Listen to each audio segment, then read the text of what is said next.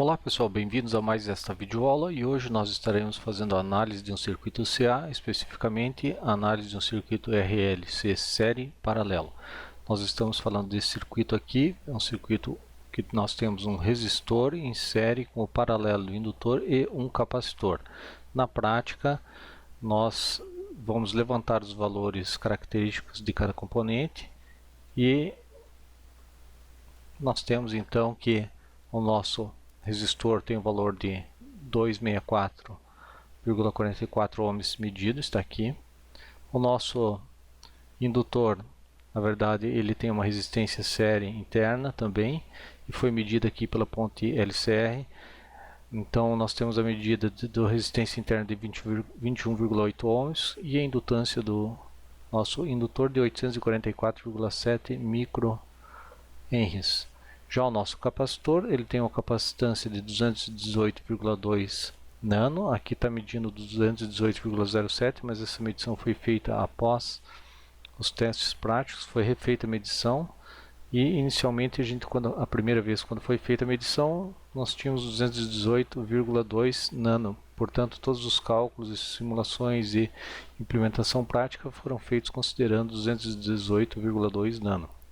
E a resistência ESR série aqui do nosso capacitor é de 0,129 ohms, ok?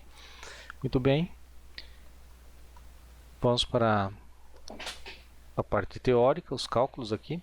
Nós temos então os dados já imputados aqui no nosso circuito e agora nós faremos então toda a análise teórica para descobrir a tensão entre os terminais do indutor e do capacitor. Inicialmente nós temos a tensão da fonte ou a tensão do nosso gerador de função aqui, que é uma tensão senoidal deslocada de 90 graus e tem uma amplitude de 5 volts de pico. Portanto, o nosso seno eu posso transformar no cosseno. O nosso seno é um cosseno deslocado de menos 90 graus. Então, eu transformei para cosseno e assim eu tenho que a nossa tensão inicial, que era uma tensão senoidal, pode ser representada por essa expressão V1 de T, tensão do gerador, é 5 cosseno de ômega t. Então isso é exatamente igual a isso aqui, ok? Por que a gente fez isso? Para poder trabalhar então na forma fasorial. O nosso fasor é definido em termos de cosseno. Você também pode trabalhar com o fasor definido em termos de seno, mas nós optamos por trabalhar com o fasor definido em termos de cosseno. Então a tensão fasorial, que vai representar essa tensão temporal aqui, de 5 cosseno de ômega t, é dado por V1, um módulo na forma polar, um módulo de 5 volts com ângulo de deslocamento zero. Ok, então nós já temos a tensão da fonte, agora nós iremos calcular a reatância indutiva. A reatância indutiva é a reatância aqui do nosso indutor. A reatância do nosso indutor é dada pela fórmula XL, J é igual, XL é igual a J vezes 2πfL. Esse J representa a defasagem entre tensão e corrente no indutor de 90 graus. E aí nós temos, substituindo os valores, frequência de 10 kHz, indutância de 844,7 micro, isso nos dá aqui então uma reatância indutiva de J 53,05 ohms, ou transformando para polar, de 53, um módulo de 53,05 ohms com um ângulo de defasagem de 90 graus, ok? Então essa é a reatância indutiva. E agora nós calculamos na sequência a reatância capacitiva. É só então utilizar a fórmula da reatância capacitiva de um capacitor, que é o XC igual a 1 sobre J 2πfC.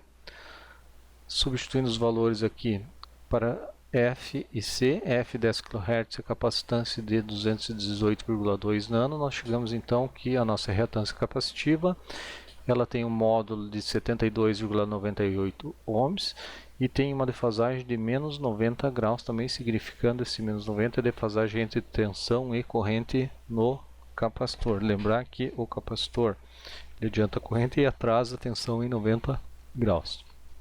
Muito bem, agora o próximo passo seria o cálculo da impedância do indutor. Por que impedância do indutor? Porque o nosso indutor ele tem uma indutância e tem uma resistência interna. Isso nos dá aqui então uma impedância. A impedância desse indutor seria o ZL, que seria o R2 mais o XL, resistência mais a reatância, Substituindo os valores, nós temos então a impedância total aí do nosso indutor de módulo 57,35 ohms, com defasagem de 67,66 graus. Então, essa resistência interna está influenciando na impedância aqui do nosso indutor. Já a impedância do capacitor, ela é dada pela resistência série ESR aqui do capacitor de 0,129 ohms. É uma resistência bem pequena, então ela vai influenciar pouco ou quase nada no cálculo da impedância do nosso capacitor. Então, eu vou somar a resistência mais a reatância do capacitor, que a gente calculou anteriormente, e isso me dá aqui um valor de 72,98 ohms. Se a gente observar aqui o valor da impedância em módulo, ele é exatamente ou é parecido aqui com o valor da reatância capacitiva, o módulo da reatância capacitiva, ok? Significando que essa resistência tem pouca influência aí no cálculo. Ela acabou influenciando um pouquinho aqui no ângulo de defasagem. Eu tinha uma defasagem de menos 90, agora eu passo a ter uma defasagem de menos 89,9. Muito bem. Tendo as duas impedâncias, impedância do capacitor e a impedância do indutor, como elas estão em paralelo, a gente vai resolver o paralelo das duas para simplificar o circuito num circuito série. Fazendo então o paralelo da impedância do indutor com a impedância do capacitor, nós só simplesmente vamos aplicar a fórmula do paralelo de dois resistores, é o produto das impedâncias pela soma das impedâncias, substituindo os valores na equação, trabalhando um pouquinho essa matemática, a gente chega aqui então à conclusão de que a impedância simplificada aí do indutor e do capacitor em paralelo, ela tem um módulo de 141 ohms e um ângulo de defasagem de 20 graus. A partir disso, substituindo aqui no nosso circuito esse valor, nós ficamos então com um circuito série, onde eu tenho um resistor R1 em série com uma impedância que é o paralelo do indutor e do capacitor, da impedância dos dois. O que nós desejamos calcular desde o início do circuito, não foi mencionado, mas é a tensão entre o paralelo do indutor e do capacitor, que seria nesse caso o VAB. Então, a ideia toda, né, desse desenvolvimento é simplesmente calcular o VAB aqui, a tensão em cima. Como é um circuito série, nós temos então um divisor de tensão e a gente vai aplicar a regrinha do divisor de tensão lá para o circuito puramente resistivo, que aqui também vale. Então, o divisor de tensão prega o seguinte: a gente vai pegar a tensão da fonte e multiplicar pela impedância aonde a gente quer a tensão. Então está aqui V1 vezes o ZLC e dividir pelo equivalente, que é a soma do resistor mais a impedância entre A e B. Substituindo então os valores, trabalhando de novo a matemática aí, nós chegamos à conclusão que a tensão VAB entre os pontos A e B, ela tem um módulo de 1,74 volts e um deslocamento angular, ou uma defasagem angular aqui de 13,15 graus, né? Então, dos 5 volts de pico aqui da fonte, chegam aqui no nosso conjunto aqui de impedâncias, em paralelo entre os pontos A e B, uma tensão somente de 1,74 volts de pico, né? Eu tenho uma queda de tensão em cima aqui do resistor R1. Então, simplificando aqui a expressão, o nosso forma fasorial do VAB é 1,74 com um ângulo de defasagem de 13,15 graus. E uma tensão de pico a pico, então, para o caso aqui de pico de 1,74, nós temos uma tensão de pico a pico de 3,48 volts.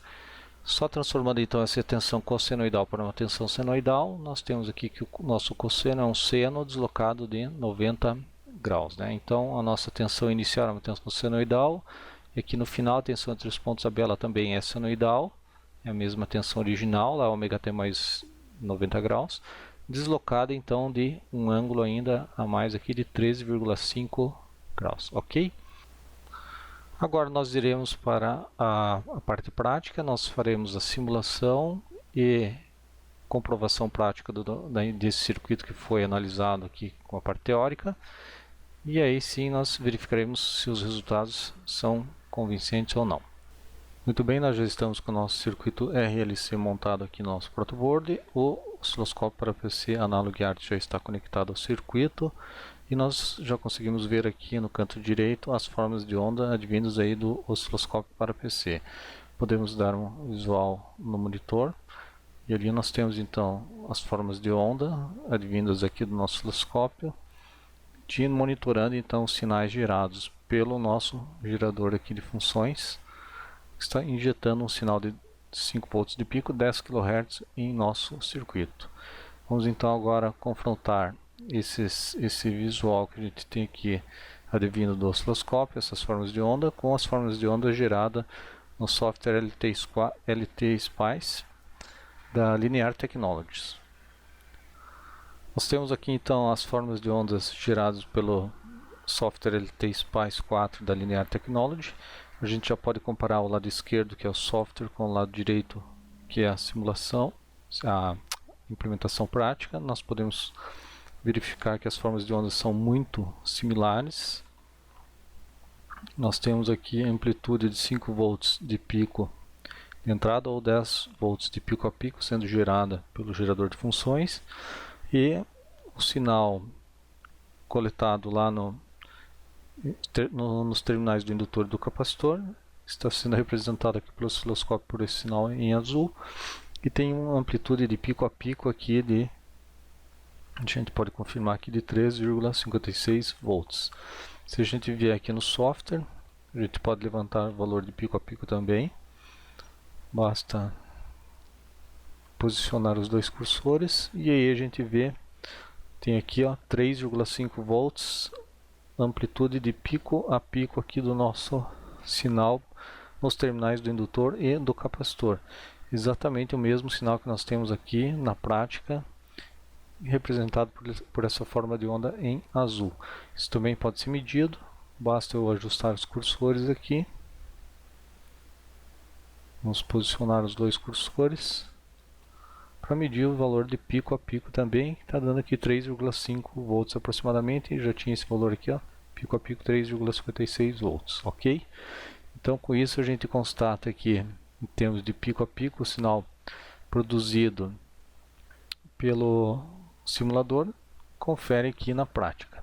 Então agora nós vamos ver em quantos graus nós temos a defasagem entre o sinal que sai aqui nos terminais do indutor e do capacitor em relação aos terminais aqui do nosso gerador de sinal.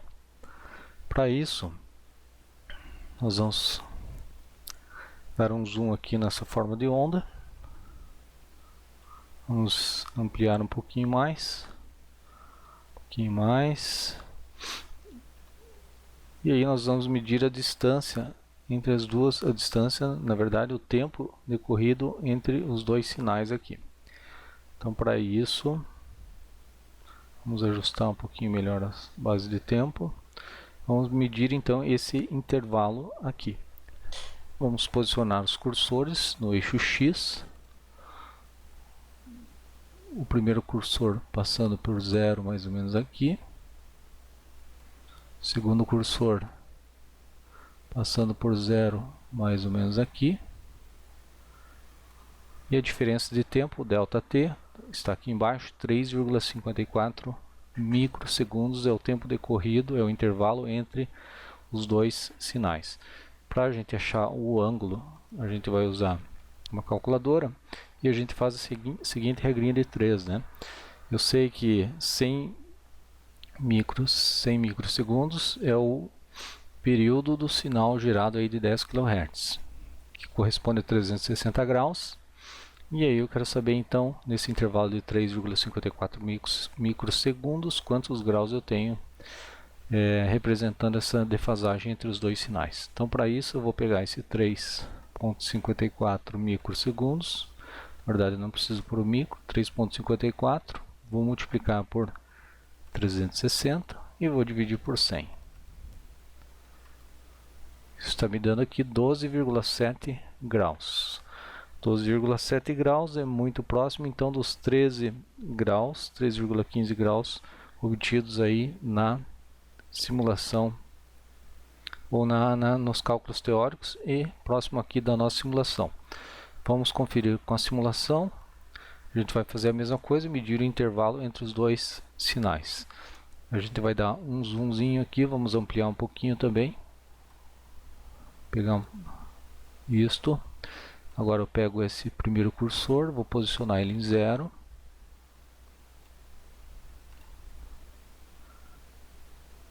Pego o segundo cursor e venho e posiciono em 0. Aí. Então eu estou tendo um ΔT aqui de 3,74 microsegundos, que é então bem próximo aí do nosso intervalo ΔT, já amostrado aqui de 3,54 microsegundos. Então o ângulo aqui bem próximo do ângulo prático. Ok? Então esta é a comprovação de que a teoria e a simulação, elas nesse caso foram comprovados aqui pela prática. Por hoje seria só.